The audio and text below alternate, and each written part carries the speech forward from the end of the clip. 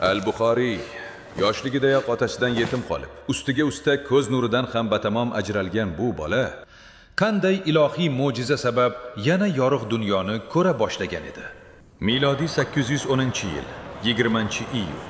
Buxoroy sharifning taniqli ulamolari xonadonida kelajakda butun islom olamini larzaga soladigan bir chaqaloq dunyoga keladi.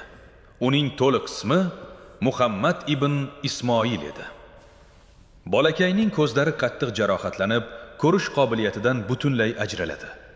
Tarixiy manbalarga ko'ra, qanchalik urinishmasin, tabiblar uni davolay olishmaydi. Lekin bolaning Fatima ismli o'ta taqvodor, diyonatli va pokiza onasi bor edi.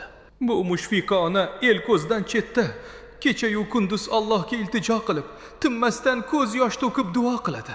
Va kunlardan bir tun u tushida Ibrohim alayhissalomni ko'radi.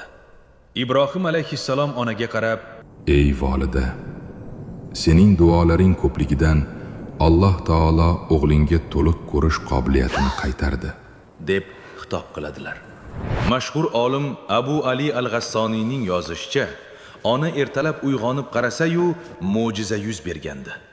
O'g'li Muhammadning ko'z nuri to'liq qaytib, yana yorug' dunyoni ko'ra boshlagan edi.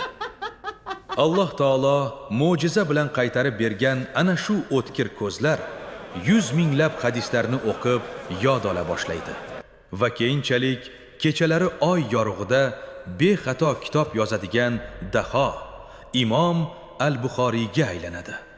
Bu uning hayotidagi birinchi mo'jiza edi xolos. Imom Buxoriy atigi 11 yoshga to'lganda yoshi ulug' ustozi Ad-Dohiliyning darsida qatnashib, uning xatosini topgani rostmidi? Va bu aslida qanday bo'lgan edi? Batafsil keyingi videoda bilamiz. O'tkazib yubormaslik uchun zudlik bilan obuna bo'ling.